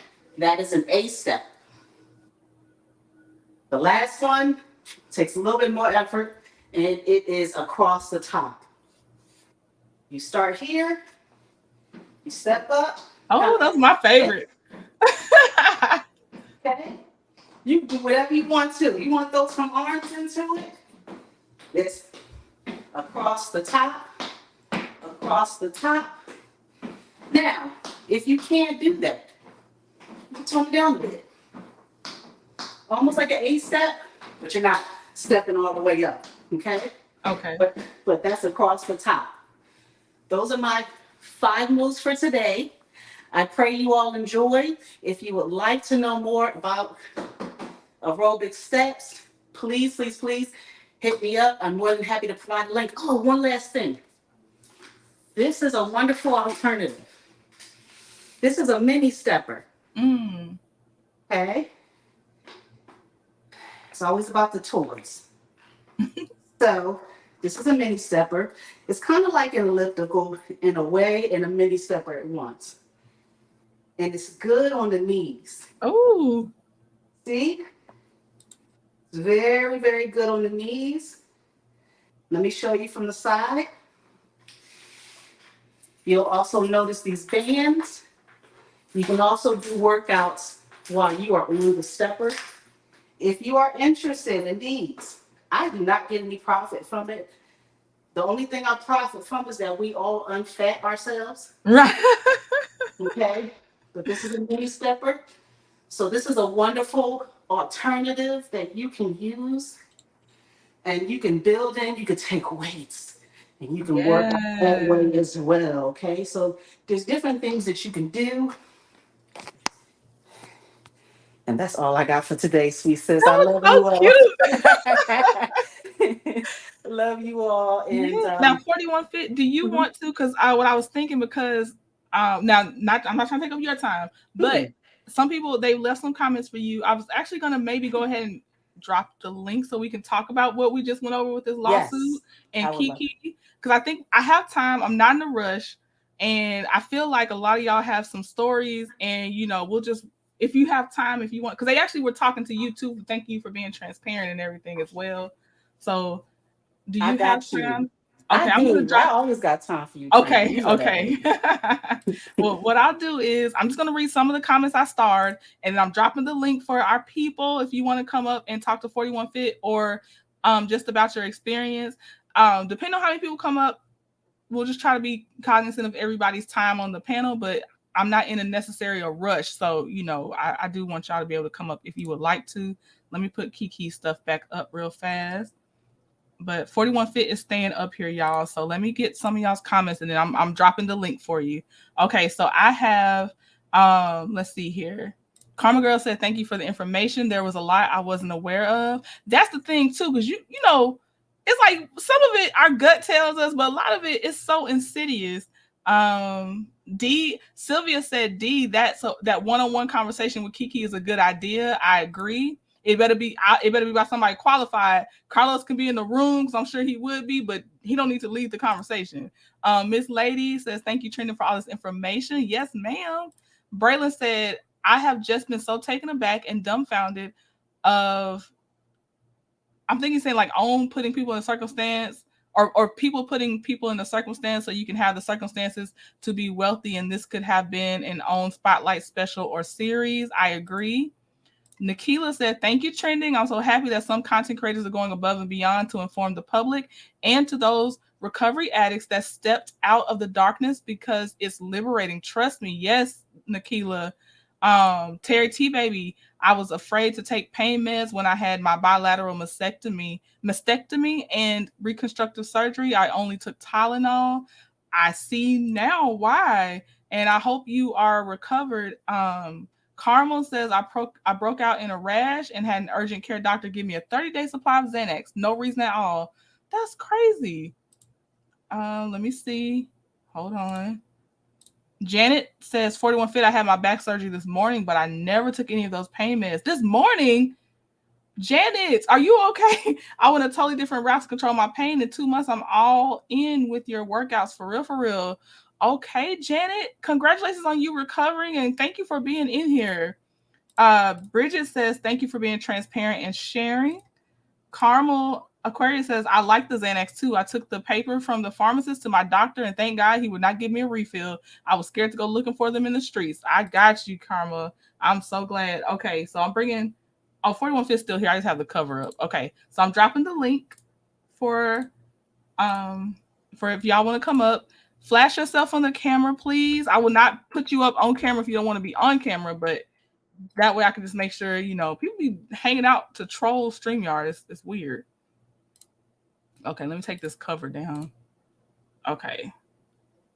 41 Fit, are you still up here? You must turn your camera off. Let me put our little things up. There you go. Okay. There we go. We're getting there. Okay, I'm just checking. Color Me Entertain said, get well soon, Janet. Yes. And thank you, Color Me Entertain, for being here. You are so welcome. Braylon said, I meant Pharma. Got you, Braylon. Let me see. She is super sweet. Yes. Thank you, Braylon.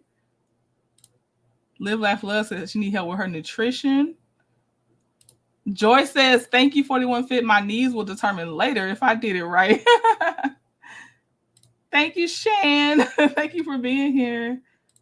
Let's see. Okay. I'm just checking to see anything else. Let's see. Lil Paulette said she remembers her mother saying it was calling her name. Let's see. Okay. I think I caught up on most of it. I think I did. Good.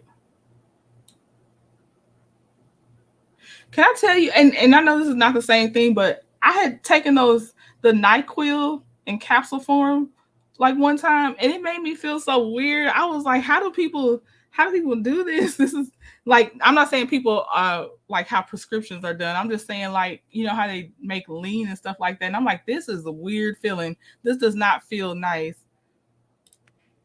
I remember trending one time. I worked in another facility, pretty much some of the top of the top of military members. This was a military school. And I remember a young lady, she was the top of her class. You know how hard it is to get into those military academies, right? Yes. And I think she had foot surgery.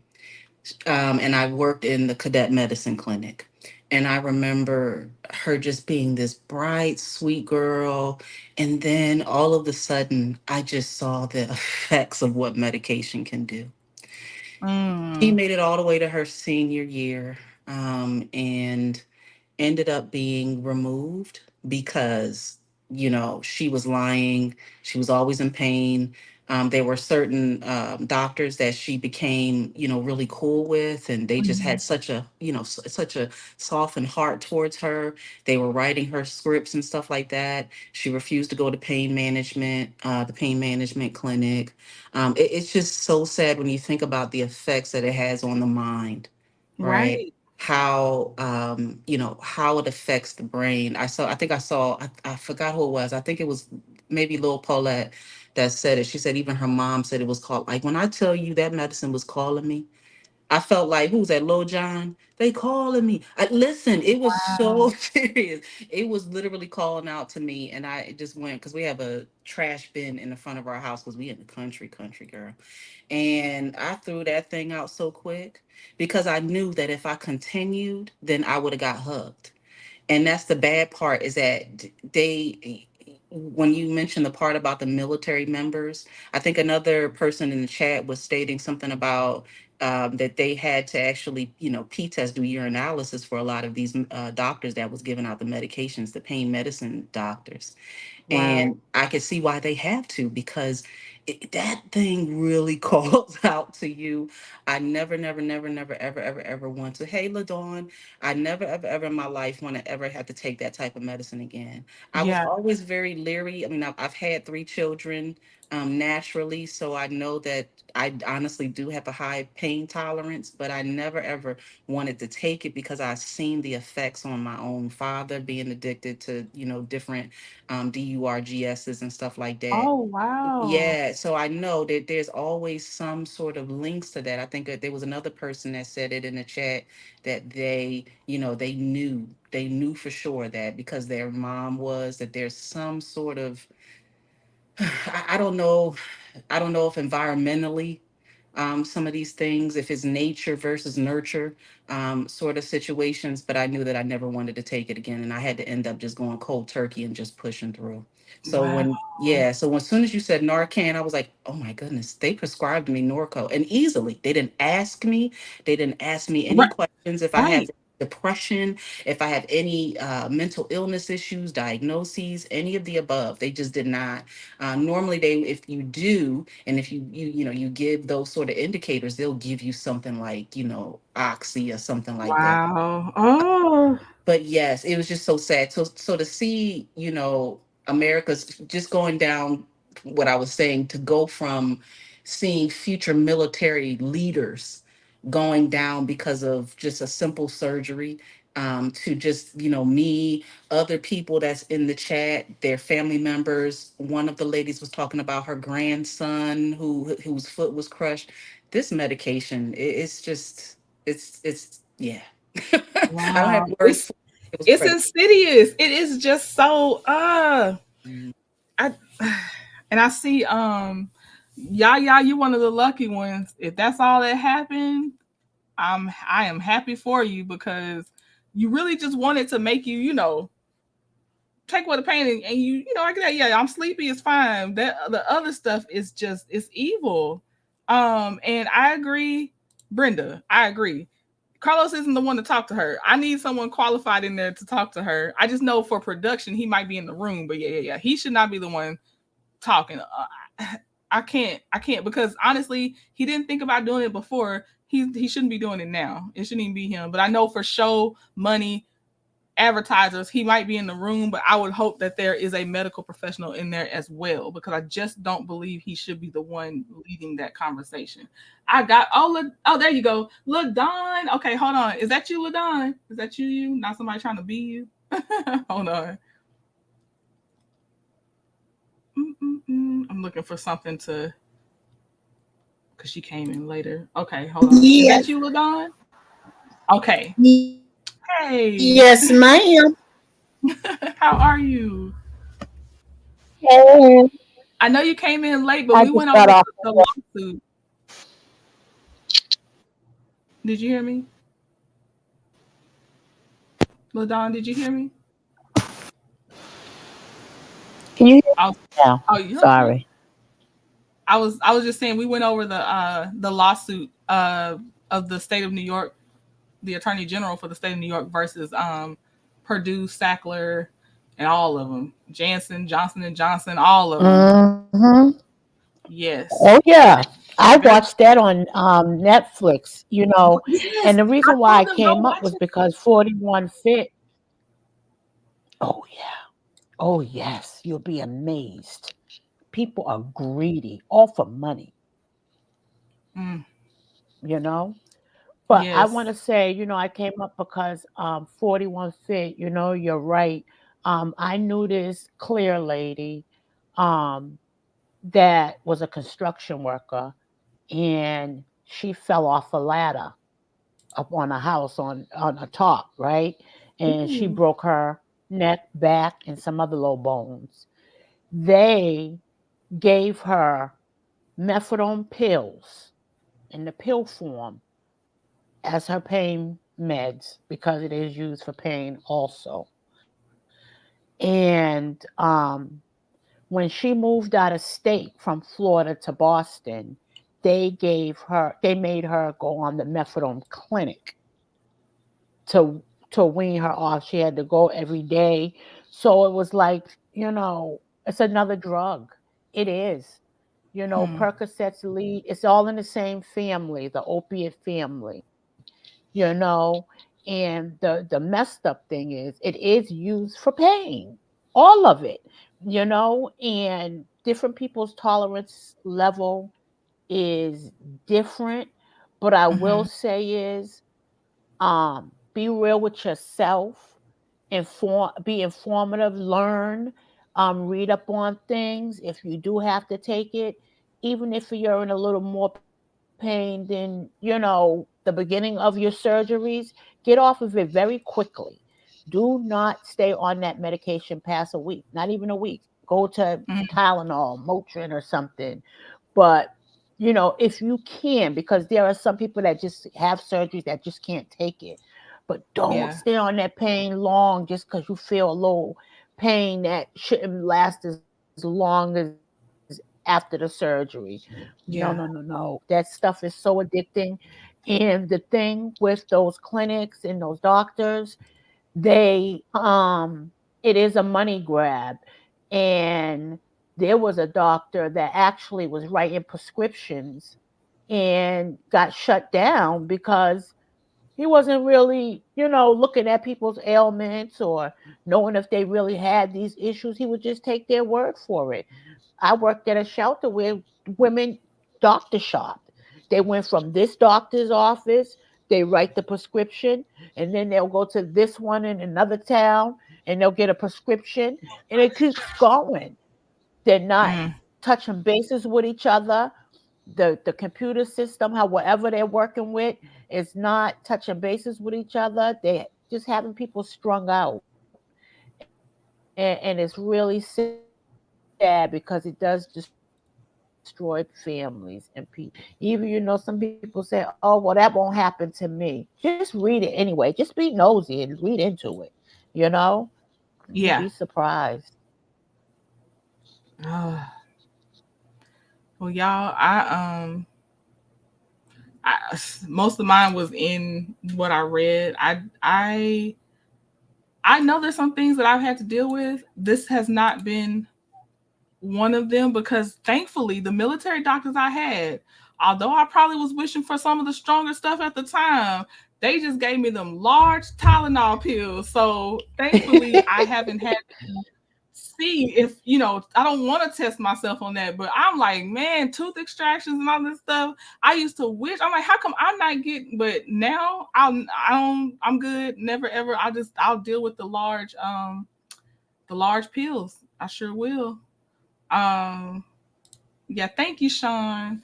But yeah, 41 Fit. Do you have anything else? I don't see anyone else coming up, so I'm not gonna. Oh, she dropping the links, y'all, for the aerobic step she used.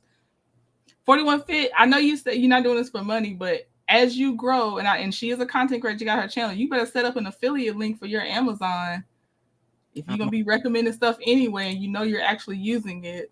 indeed. I'm already on it, little sis. That, some of the other weights and stuff like that. Because Hmm. honestly, I just wanted to make it easy. I don't want y'all to have to click through a whole bunch of links to get to the stuff. Yeah. Yep. Just get right to it. And what I wanted to say is, I know right now there's a lot of links to different other content creators like Grow with Joe, who's just a sweetheart. My God.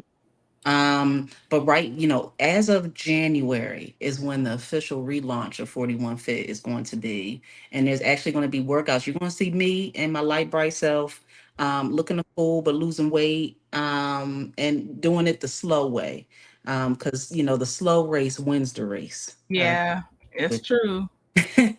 So more to come, but I'm going to drop a few links here trending. I just want to thank you for allowing me to share my story, especially with the Norco, because it really hit home, especially with the military folks like yourself and others that have made it known that they are veterans. I just I really hope that there is a final resolution where people will be compensated for the pain and suffering that you know they've Yeah. experienced because of this, because it's a dangerous drugs. It really is. Yeah. Yeah. Love you much, little sis. Thank you. I appreciate you, 41 Fit. I got one more thing to share with y'all. These are for the veterans or people that know veterans. I'm dropping the link first just so you have it. But if y'all don't know about this, I feel like you should know. If y'all, this thing is called vet ticks, like veteran tickets, y'all. Now I don't be having a lot of stuff going on in my city, but here's the thing: people sponsor tickets to events for veterans, and all you do is now once you got to prove you're a veteran, and once you do that, you sign up for the email list, and they just start emailing you events for the, I guess, the area that you claimed or whatever. But yeah, if you are a veteran, you know a veteran, please tell them about this. It's in the MWR section, defensemwr.com. I dropped the link. Please let me highlight it too. Yeah, this thing it's good, especially if you live in those cities that are near the things that's happening, because it could be anything. I've seen music concerts, I've seen all kinds of events be on there. I'm like, dang, why can't I be in a city where all the things are happening so I can really take advantage of this? Oh, thank you, Janet. Thank you for sticking around, Janet, to hear it too. Thank you so much. Veronica said she signed up for it. She saw Alicia Keys. They be just buying us tickets, y'all. You can go see some things. I see Nakela. I'm bringing you up, Nakela. Let me just make sure I don't have anything else. Okay, 41 Fifth says she loves vet ticks. Thank you, Professor Demita Anita Baker Joe. I appreciate you. But yeah, I just had to share that because I had kept getting some email notifications. I was like, I gotta start telling my people. I know I have veterans in here, but yeah, vet ticks. I dropped the link. So yes, y'all, please take advantage of that. Nakela, I'm about to bring you up. Let me get this off the screen. And thank you, Red Ann, for the Cash App. Thank you so much. Let me see. Did it say? Oh, I can't see the. I think you said for good job, and thank you so much. I will pop the trunk again before I get off the live. Okay, Nakela, I'm adding you up. Hey, Nakela. Hi, how are you? Good. How are you doing? I'm good. So, I just kind of wanted to give my um story behind on how I got addicted and how far I went as far as trying to get the pain medications. Mine started with a car accident, and they prescribed me Norco. Took that, of course, got addicted. Like 41 Fit said, it was calling my name, calling my name, calling my name. I would wake up taking pain pills. I would go to sleep taking pain pills. I would take at least 6 to 7 a day because I was trying to chase that same a high that I got the first time. And it got so bad to where the doctors, I was pill shopping, going to different doctors and stuff. And then stopped stopped. They stopped giving me medication. Then I started going to the streets, and they would sell their pain pills for like $20 a pop. And I was just so consumed because I didn't want to go through. I had experienced those withdrawal effects, and they're the most horrible, horrible things that you can possibly go through. Your body is like, I would say, it's like having the flu magnified times 20. To the point to where I would have to go to the hospital. But luckily, I think I hit rock bottom, and I just couldn't deal with it. I was a functioning addict, so I would go to work every day. I would leave on my lunch break and go buy pills so that I can function. And I just decided one day I couldn't do it anymore. I battled through that depression and that dark time in my life, and I've been clean for 13 years. So yeah. Wow. Yeah. Thank you, So, Nakela. you're welcome. You're welcome. And see, it's from an innocent thing. It was you're just trying to manage pain from something that wasn't anything from what you caused or anything. It's just a life event that happened, and it upends your life. And it's all the players in that are messed up for. And I know it's always about money with them. I know it leads back to money every time, but it's just that is true. Yeah. So I can very sympathize and empathize with Keke and a lot of recovering addicts, especially that episode triggered me and made me so upset that they can sit on there and just make fun of her addiction and fun of addicts. And my thing is, if you don't know and you don't understand, don't talk about it. Mm-hmm. Just keep it out of your mouth. Mm-hmm. You know. So I'm kind of one that I hid it. You know, I was ashamed of it. But I'm okay now. I kind of, you know, like I said, it's very liberating to kind of get out of that darkness and that shadow and being able to talk about it and being able to help other people, you know, and see that there are other people that have went through the same things that you went through. Yes, and please Yeah. keep sharing. It definitely helps to take away the stigma. That's what they tried to use to keep Keke under their control in the first place, the stigma of even having gone through that. Yep. And Yep. yeah, so keep sharing. Keep sharing. Okay. Thank you. Yes, thank you, Nakela. Hope you come up again sometime. Okay. Thank you. Bye. Bye-bye. Okay. All right. So y'all, I see y'all saying you're gonna tell your yeah, let the veterans know. Let them know. Also talk to your veteran family members about or spouses about just if they ever do get injured on the job or they get out, the VA's prescribing things. Just watch over them about what's being prescribed and help them because it's so the practices are deceptive on purpose and you know they're doing it for the right reasons. The people taking the medication are doing it for the right reasons and then it's already the cards are stacked against them. So please just talk, and no matter the age, because a lot of things you don't know at any age. There's no age that you just, you know, people already know everything. So look out for your loved ones. Shout out to the ones in recovery that and I don't know how is it say you are you always in recovery if you overcome an addiction, but however it's said, either if you're in recovery, you're post recovery, or however it is, shout out to y'all and shout out to the ones discovering like, hey, there might be an issue and I feel like this is calling my name and I don't feel like it's in my control. And you know, you start looking into how to do something about it because you're fighting an uphill battle, you know, that you didn't even start. So just take care of yourself. 41 Fit, do you have anything else? I was going to say that. Thank you. If I mispronounce your name, I'm so sorry. Nakela, thank you for speaking out. I think the issue a lot, like you said, them Scots, they tried to back her into a corner, make her feel bad about the addiction that she was experiencing at the time. If, you know, it's good to speak up so we can know the person to our left and the right of us are going through the same thing. Mm-hmm. Yeah. That in that struggle. So yeah, thank you for your strength. Thank you for sharing. It is so dangerous, and I love what you said, Trendon. Reach out. You know, don't just let people suffer in silence. If you see that your cousin, your wife, whoever, your friend, your partner is going through, check up on them. Check up on them, and don't allow them. Don't allow them to lie either. Say Yeah. no. No, you ain't good. Like they say in the military, check on your battle buddy. Check on your battle buddy. Yes. So Well, true. Well, and Shan, thank you. Because look, I be forgetting. I will see some of y'all again tonight or this evening or daytime, 6 p.m. Eastern Standard Time. If you decide to come back, we do the next part of the paperwork in Scope versus Zen Gardens. And Claudia says, after I see my friend deteriorate from using, she lost so much, her teeth fell out. She lost so much weight, and eventually her life, I just can't with pain meds. Claudia, yes, it's up until the point of mortality. It is very serious. I'm sorry for your loss of your friend, and it's sad that there's so many numbers. It's just ridiculous. say something. He went really low, Mia, really low. Yeah, it's a lot, but yeah, please look after your loved ones and your friends, and shout out to y'all survivors and recovery and everything else, and the ones that prayers for the ones that did not make it through and to no fault of their own. You know, it's a bad industry, so, or at least a sector. I'll try not to generalize all of it, but that sector is, you know.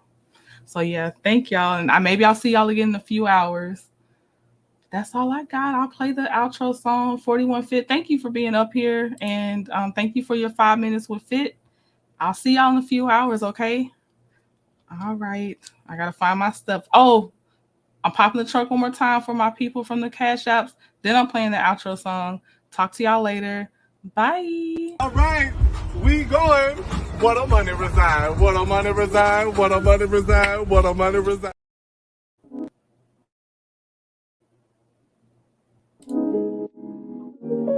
I taking my time, I've been taking my time. Taking all of your time, taking all of your time. I've been taking my time, I've been taking my time. Taking all of your time, taking all of your time. We've been talking about it for a while. Before we take a chance and do it, before we looking back as foolish. We've been talking about it for a while. Before we take a chance and do it, before we looking back as foolish. We got me floating, and I can take it. You got me floating, and I can't take it. You got me floating, and I can take it. You got me floating, and I can't take it.